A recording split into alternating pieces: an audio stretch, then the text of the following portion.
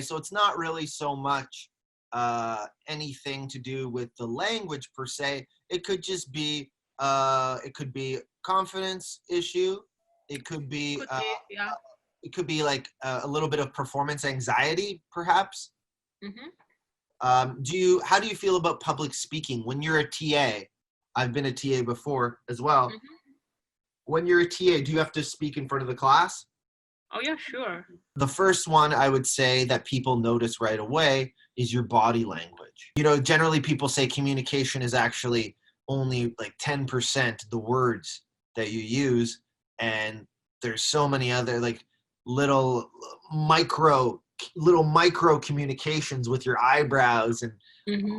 your facial expression, your body language, especially the way your posture is, right? So there's that one thing. Have you ever heard about the power stance? And they recommend it for performers and also people who are going to be doing public speaking. And it's just a way to kind of get you confident in your body. I'll give you a little link about the power stance. But a lot of people do claim that it gives them a sense of just empowering a little bit. I'm just trying to find here it is. Let's see, how long is this video? Maybe I can show it to you right now. He talks a lot about body language. When you have time, it's about 20 minutes. So Amy Cuddy, she talks a lot about your power stance. And I believe that the power stance is just doing this, So I know it seems kind of silly. You don't want to do that in your class, but like, if you get a moment alone in the washroom or whatever, there's no harm in just kind of doing that. I might even start doing that. I'm also a musician, so it's Oh, okay. not a bad thing to do before you get on the stage, because when we're nervous, a lot of the thry that we say and do go into habits and memory muscle. Mm-hmm. Muscle memory, sorry. So, because we get nervous, we get all this adrenaline, and then sometimes, I don't know how nervous you get with public speaking. Do you feel like you get nervous, or a little bit, or the conference stuff? That's practice. So that's the first thing I would say. I mean, I'm sure you are practicing, but really it cannot be overstressed that the more you practice, the more at ease. Recording yourself, I don't know if you've ever done this, you can tape yourself on your computer, and it's kind of a weird thing to do, but I mean, when you watch it later, you're like, this is strange, I'm watching myself do what I just did.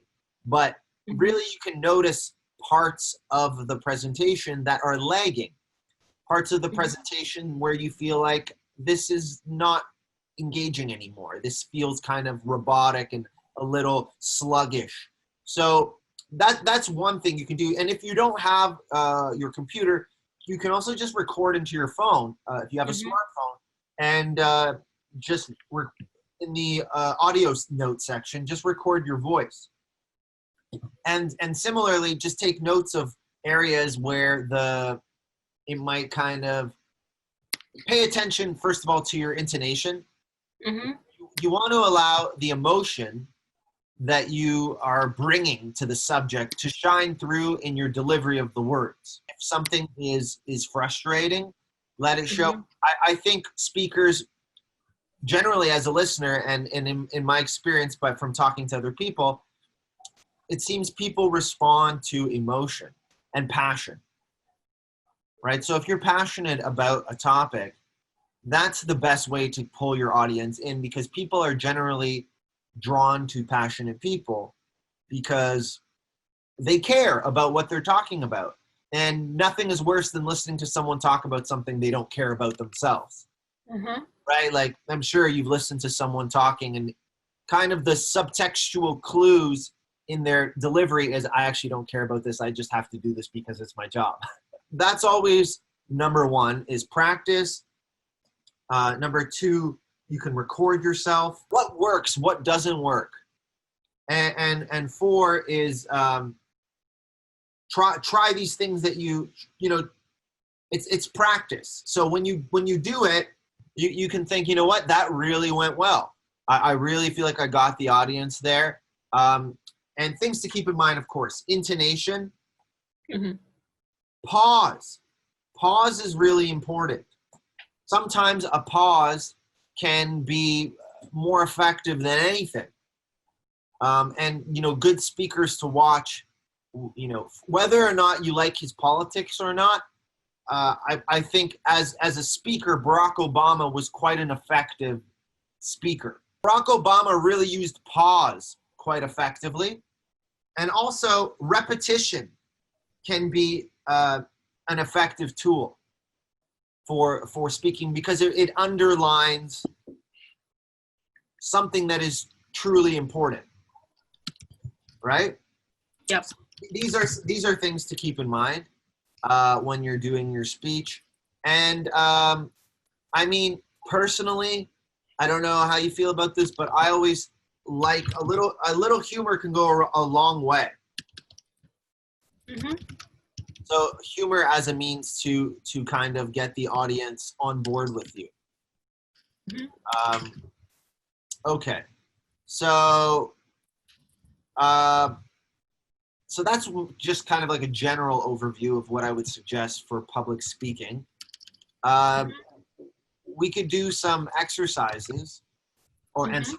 some role play, for example, where you are presenting something to me, and Mhm. then I could give you some feedback. Mhm. Or, I mean, it's up to you. What would you like to do? And we all have some. We all do have some. Sometimes people will say, well, or like is the worst. I'm sure you know someone or seen someone who's always saying like. So how can we get rid of the all the time? Being conscious of it, being aware of when you're doing it is one way. Trying to use other delaying tactics like well, so sometimes just allowing the pause, because maybe you feel like you need to, because you're taking up the floor space, you feel like you have to produce a sound, but it's okay to give silence between your words. It's actually quite powerful and will draw people towards what you are saying. Mhm. Because sometimes sometimes that's the hard part, is just a continuous flow of sound, and it's hard to engage, right? If I just keep talking at you Mhm. without pauses, you're going to tune me out, because you're like, oh, this guy's just talking. So sometimes the pauses are really effective. That was one thing I noticed. There was also a little bit of stuttering, Mhm. but not too much. But mainly, see, I even do it. But mainly, your intonation is something that we could focus on